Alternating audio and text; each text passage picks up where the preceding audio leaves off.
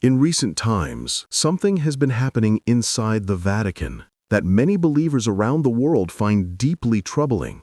Two decisions made there have sparked a wave of outrage, confusion, and sadness among the faithful.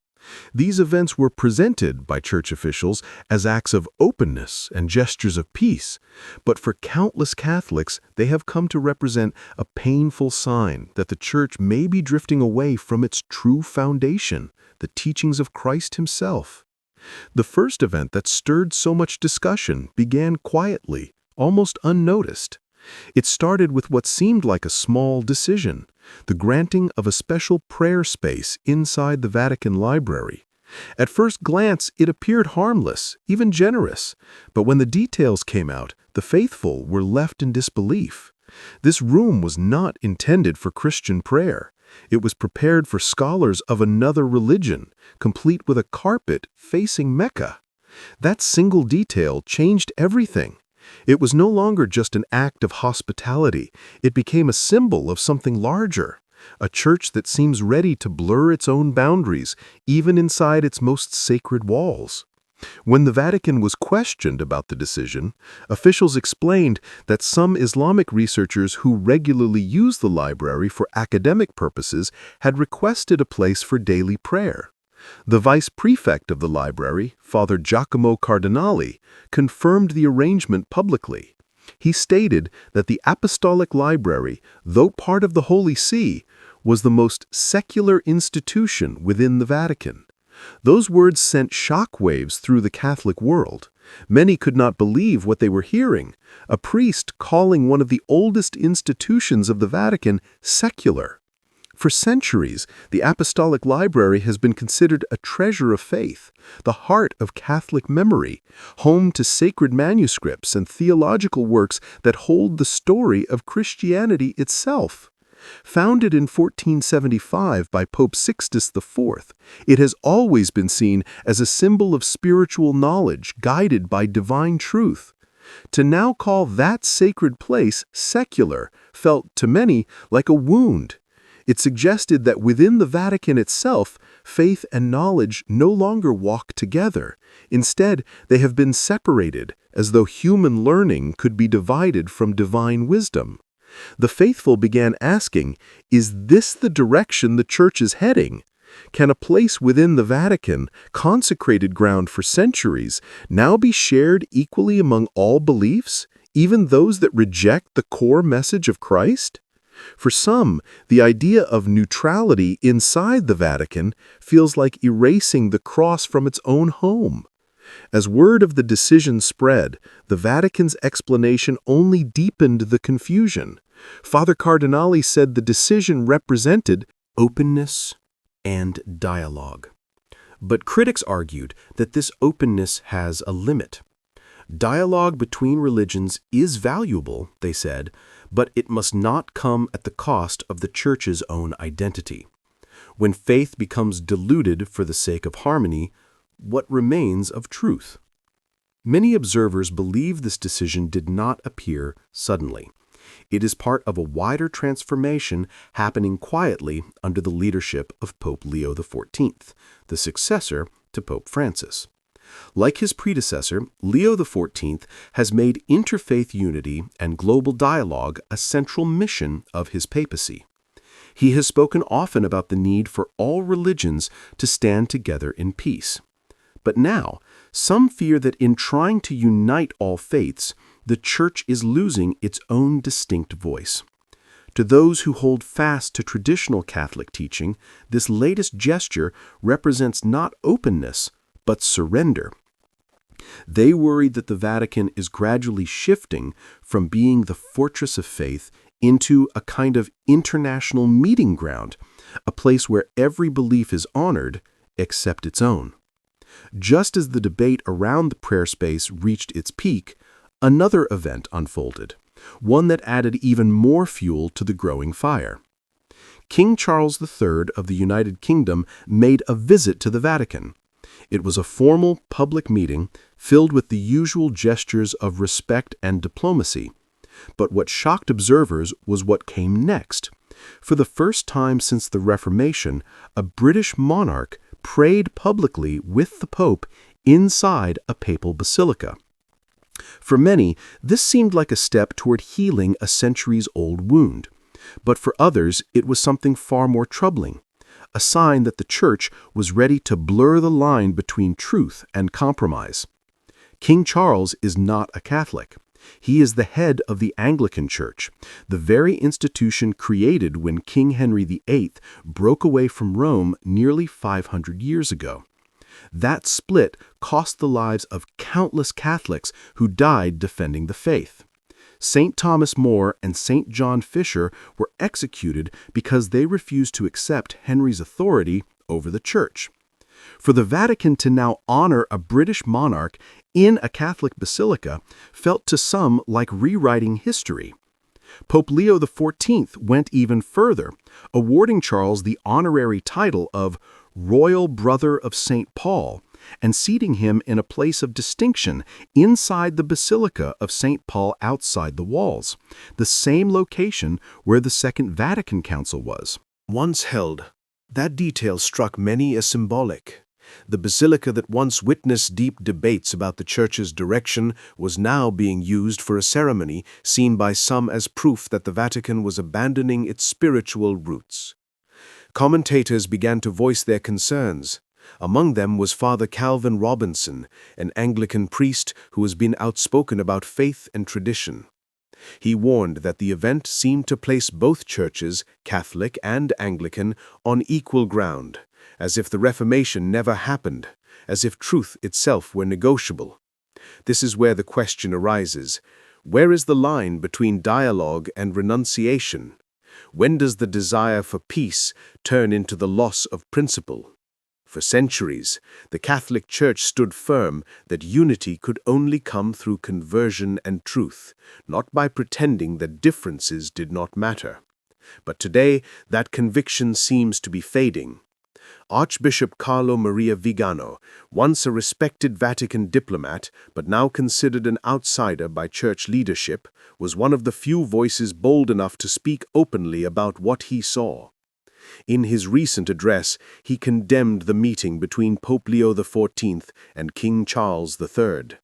He described it not as a religious encounter, but as a political show under the banner of environmentalism and global unity. Vigano accused church leaders of replacing the message of salvation with the message of sustainability, turning Christianity into a moral philosophy rather than a divine revelation. He said the dialogue between the Pope and the King was not based on faith in Christ, but on shared global goals tied to initiatives like Agenda 2030 and the World Economic Forum. According to Vigano, this new green religion risks turning the gospel into a campaign slogan. He warned that the Church is being tempted to serve the spirit of the world rather than the Spirit of God. Many believers, hearing his words, could not help but agree. They see the Church trying too hard to please everyone, trying too hard to be loved by a world that once persecuted it. In doing so, the Church risks forgetting that it was never meant to blend in, but to stand apart. Vigano reminded Catholics that unity cannot be built on compromise. The unity that the saints and martyrs died for was not built on polite gestures or shared ceremonies, but on truth, the truth of the gospel, the truth that Jesus Christ is Lord. The Archbishop's criticism cut deep.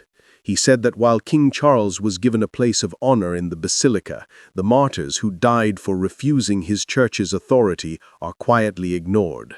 Their sacrifice, once central to the Catholic story, is being softened to avoid offending modern sensibilities. He concluded with a chilling thought. Once upon a time, no pope could have imagined welcoming with honors someone who represented a church born from rebellion against Rome. But now that unthinkable has become reality. For many faithful Catholics, Vigano's words ring like a warning bell. They sense that something profound is changing in the Church, not just its public image, but its very soul. They fear that in its desire to appear inclusive, the Vatican is slowly emptying itself of conviction. To them, it feels as though the message of the cross, A message of sacrifice, conversion, and truth is being replaced by a message of diplomacy, tolerance, and public approval. Churches across the world, conversations are growing louder. People are asking, where is this all heading? Are we watching the birth of a new kind of faith, one that seeks not salvation, but social harmony? The Vatican insists that everything being done is in the name of love, peace, and dialogue. But the faithful are asking, love at what cost? Peace at what price? Dialogue for whose benefit? For 2,000 years, the Catholic Church has stood as a beacon of unchanging truth, even as empires rose and fell. Its strength came from its constancy, from its refusal to bow to worldly powers.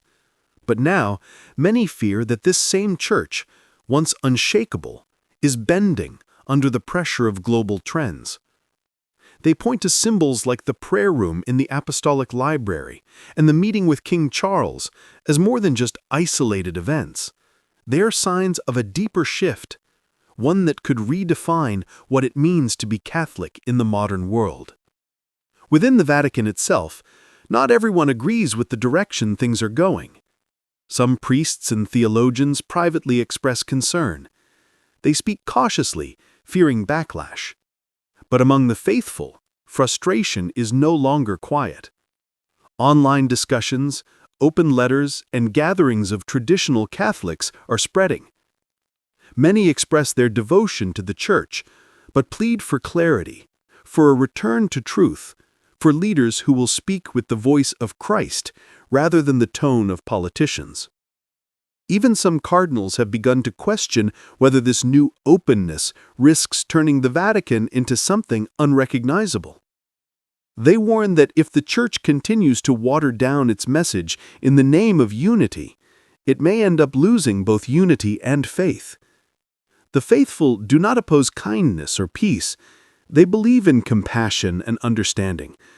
But they also believe that without truth, compassion becomes confusion. And so, as the Vatican continues to walk this delicate line, the world watches. For some, this is the dawn of a more inclusive era. For others, it is the sunset of certainty. Again, has the Vatican forgotten who it is meant to serve? The faithful do not question the call to love others. That command comes from Christ Himself. But love, they say, does not mean abandoning truth. Real love speaks honestly, even when the truth is hard to hear. And many feel that in the name of being gentle and welcoming, church leaders are choosing silence over courage. It is not the first time in history that the Church has faced confusion and controversy. From the early heresies to the Reformation and the challenges of modernism, the Catholic faith has always had to defend its foundation. But what feels different now is that the storm seems to be coming from within its own walls.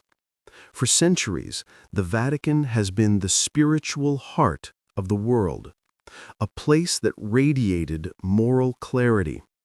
When the world was in darkness, people looked to Rome for light. But today, many say that light feels dimmed, clouded by compromise and politics. What troubles believers most is not a single decision or one papal meeting. It is the pattern they see forming, a pattern of gestures, words, and choices that all point in one direction. A church that seems to be adapting itself to the world instead of calling the world to conversion. This pattern is visible in how church documents now speak more about the planet than about the soul, more about coexistence than repentance, more about inclusion than salvation. For many, this change in tone feels like a betrayal. It is not that they oppose care for creation or kindness toward others. Those are good and holy values. But when these take the place of preaching the gospel, the heart of the faith